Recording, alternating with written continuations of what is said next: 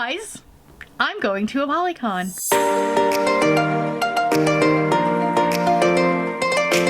Hello, hi, Editing Brie. I need to come on here and apologize because for the past few videos, my audio has been off. Something's been up. And I fixed it about halfway through this video. So the first half of the video, if you're wearing headphones, you'll only hear it coming out of one AirPod. If you're not using headphones, it shouldn't affect anything. You should hear it just fine.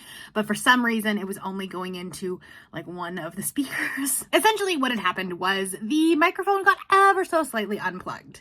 Don't know how that happened, but it was just a tiny bit, so I never noticed it when filming. So that's something to remember going forward, is to check that. But while I was filming, someone had commented on a previous video saying the audio was off. So then I checked the microphone and saw that it had been unplugged a little bit. I don't want to refilm this because it was a big, long, extensive video, and you saw my initial excitement about Apollycon, so I don't want to refilm this.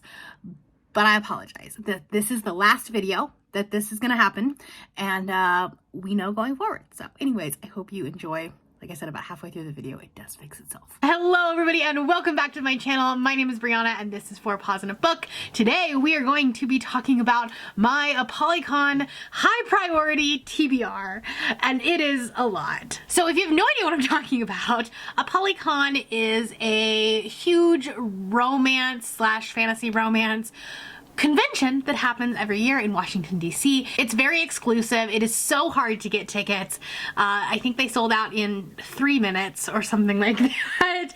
And I managed to snag a deity ticket and the panel edition. So I will be out there. It's like Thursday through Saturday. It's like the last week in April, I think, of 2024. And so I have between now and then to read a bunch of romance books. Like, not mad about it though, honestly. So at my last count, there were 283 authors that were going to be attending this. I have heard of probably about 15% of these authors, like prior to doing the research on them, and had read even less than that. So I have my work cut out for me. I made a whole spreadsheet. It was a lot, every single author, whether or not I was interested in their book. I ranked them by priority. I wrote out what book I was interested in, and then like if it was available on KU, if there was an audiobook for it, if I already owned it, all that fun stuff. And then I made my high priority, which is still almost like 50 books. So that's a lot. I probably need to rein this in, but I want to talk about it. I want to see what you guys think about it. And yeah, I have different genres, different like subgenres. And what I'm thinking about doing is doing some vlogs between now and April where I will read these and like, you know, kind of mix a few of them together. I've got dark romance. I do have some like a few contemporary rom-com-y ones that I want to read.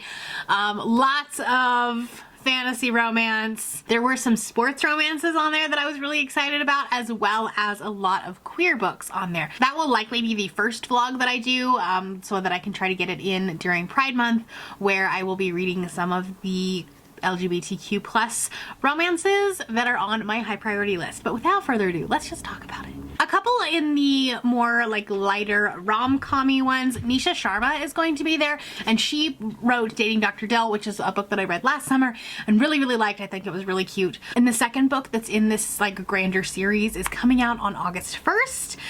So I have requested it on NetGalley. I don't know that I'll get it, but regardless, I will still read it later on in the summer or the fall. And then one that I do have an arc of is Playing for Keeps by Tristan Crone. This is a plus size romance, so I'm really excited about this one. It's why I requested it on NetGalley in the first place. But I think this is gonna be like a hate to love, or like, you know, a like rivals to lovers. Somehow they're gonna butt heads. It looks really cute. Moving into the dark romances, one of the authors that I am really excited about, that I'll like definitely want to get in on their signing, is Sierra Simone.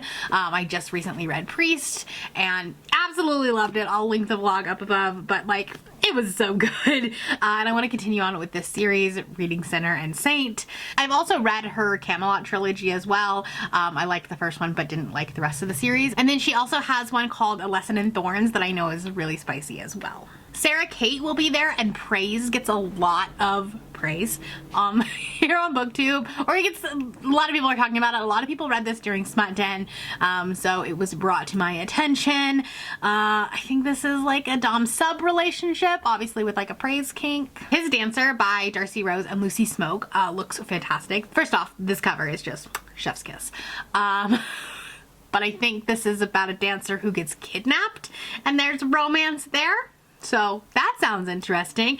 One moment I was standing outside the diner fumbling with my car keys, and the next a bag was placed over my head and I was put in the back of a car. And then this one I've never heard of before, but it sounded so good. This is called Serpent and White by Nyla K, and this is a cult romance, which I didn't know was a subgenre that existed, but here we are. Let me read you the synopsis. We are the principality and our community is special. Some of us joined, some of us were born into it, but regardless of how we got here, we all serve him. Our head priest is a wise and fearless leader. All knowing, the secrets of our land are spoken to him through the air. We follow him willingly, worshiping the earth as intended, while his brother lurks in the shadows. But who is this king I can't stop watching, so captivating and beautiful, and who is the man with the snake eyes? I must know more about them both. I must peek beneath the cover.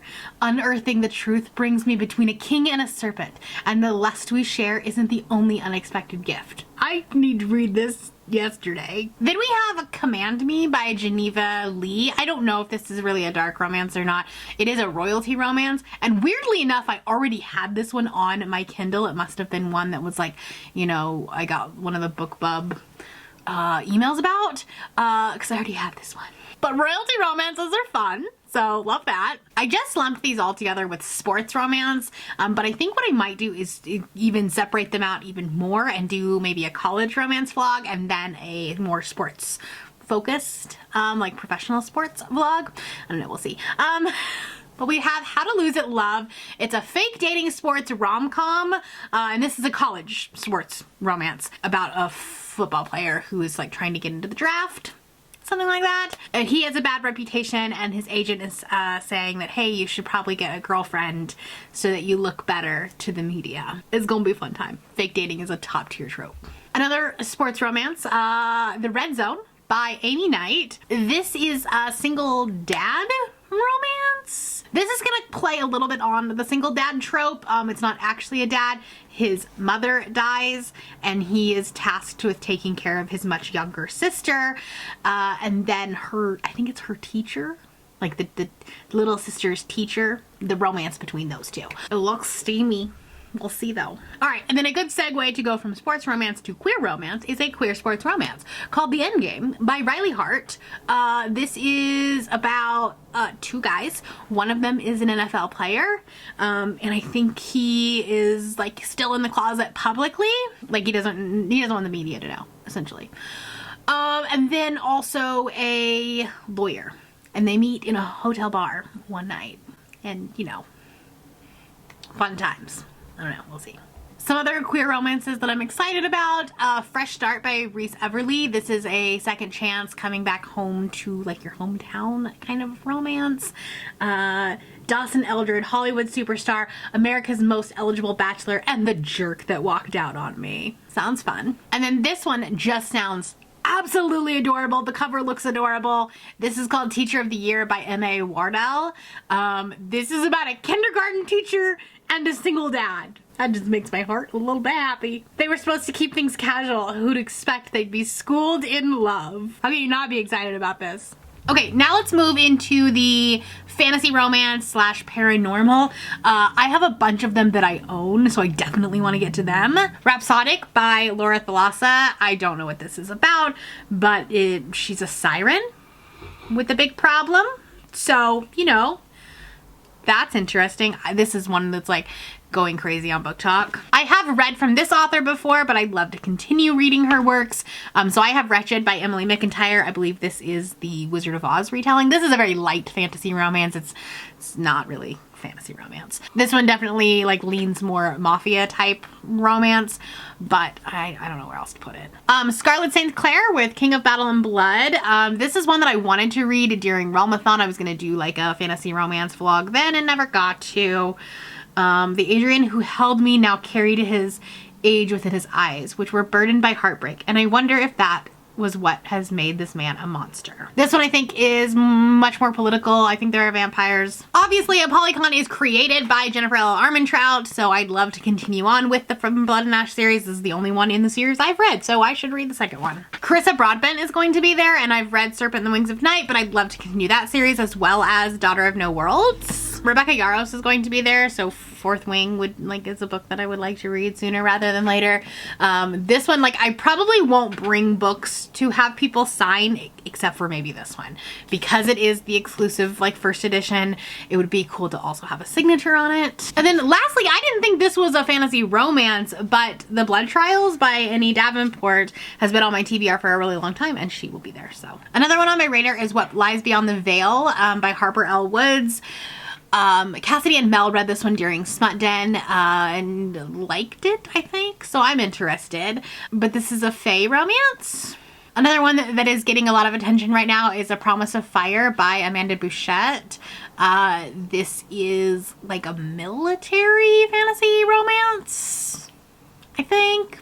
Could be fun. I know I'm giving you zero indication of what these books are. I don't really know what they are.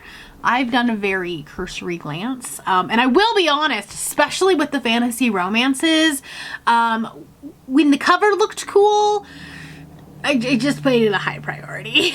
It's fine. Claire Legrand has a new fantasy romance, which I've never actually read from her before. I know she has a completed YA trilogy, but then she has a new adult fantasy romance called A Crown of Ivy and Glass that comes out, I think, today as I'm filming this. I've heard mixed things about it, but I'm still excited. And again, the cover is beautiful. Another one that I'm just obsessed with the cover is Song of the Forever Rains by E.J. Mello. But this says it's a dark romantic fantasy about a young woman finding hope in her powers of destruction. Can't get better than that. I don't know anything about this book, but one that has been on Cassidy and Mel's Apollycon TBR list was Between Wrath and Mercy by Jess Wisecup. Again, beautiful cover. Next up is a book that Rainey was reading this past week on Sprints and immediately hooked my attention. And then I found out she was going to be at Apollycon. So Karina Hale has a book called A Ship of Bones and Teeth. And this is a dark Little Mermaid retelling with pirates. And another dark mermaid romance, Sea of Ruin by Pam Godwin is another one that's on my priority list. Then we have Savage City by Elle Penelope. This says, for Talia, death is only the beginning of survival. When a tragic accident cuts my lonely life short, instead of heaven or hell, I'm stolen away to a terrifying city of warring shifter clans. Sounds interesting. Also the cover.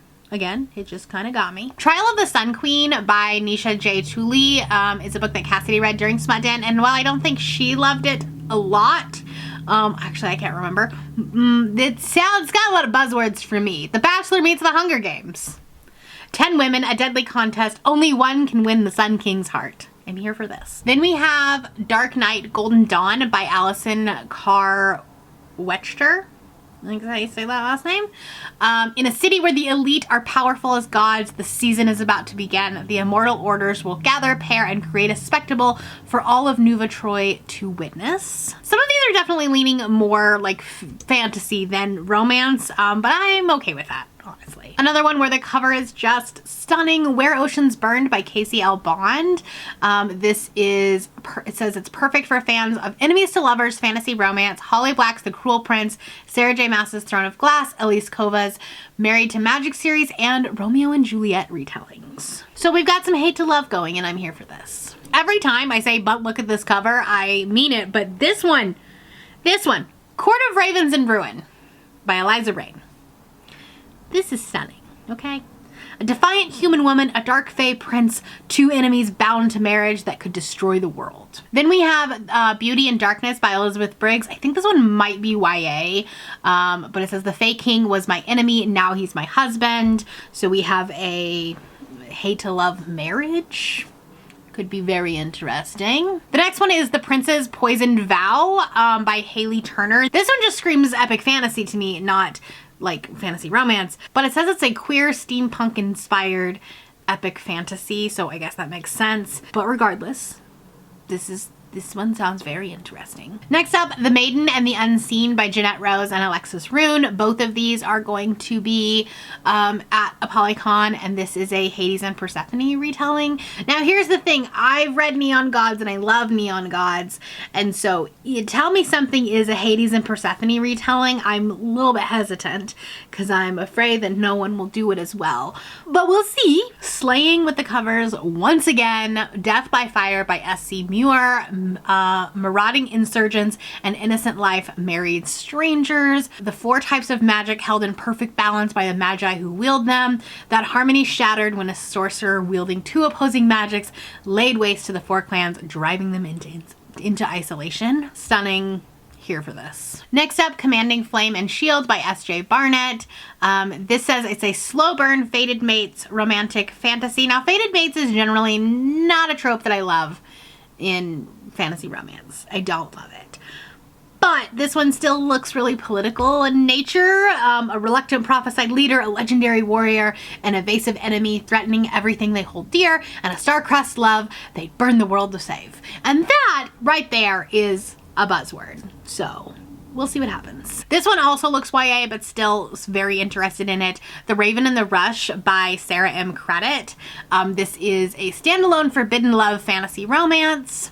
One raven, one boy, one destiny escape into the story of the fractured duty and forbidden love, weaving together a fate bigger than man, bigger than magic. And then this one I know is YA, but I am still very excited about it. In fact, I actually purchased a physical copy on Pango because it was like a signed copy and it was really cheap. And I also was like on her TikTok, like this author is like pretty big on TikTok, and I was immediately sold. But this is The Tiger at Midnight by Swati Tirthala. I don't know how to pronounce the name. I will figure it out. But this is the first book in an epic, heart-pounding fantasy trilogy inspired by ancient Indian history and Hindu mythology. A broken bond, a dying land, a cat and mouse game that can only end in bloodshed. There were so many buzzwords when I was going through her TikToks that like I was like sold immediately. And this is also a finished trilogy. Little Slice of Hell by Cleo Evans is a book that was on my Sput Den pile of possibilities. And this is like a paranormal romance that's like super smutty. After reading Priest, I am very much into I don't want to say church smut, but you know what I'm talking about, right? Okay, so we have The Sinner and the Scholar by Lana Petrzik. Amidst darkness and sin, 2 unlikely souls find themselves twisted in a forbidden affair that could cost them everything. I think this is a like paranormal, like church history, saints, angels, demons, that kind of thing romance. That's what I'm kind of calling paranormal romance for me. And then lastly, and that kind of paranormal angels and demons romance kick that I'm apparently on right now, The Sinner by Emma Scott is an emotional paranormal love story of passion, sacrifice, and the soul deep love of a lifetime. Anyways, those are some of the books that I'm interested in before going to Apollycon. I don't think I'll get to all of these, but I will get to some of them, and I'd like to do some vlogs around it. So let me know down in the comments below ones that you're interested in me reading, and I'll talk to you down there. That is all I have for you today. If you are new here and you have not yet subscribed, there's a little button that you can do so down below the video. If you'd like to hang out with me more, the links to my Instagram, Goodreads, Twitter, and my Patreon are linked in the description below. Thank you for watching, and I will see you next time. Bye!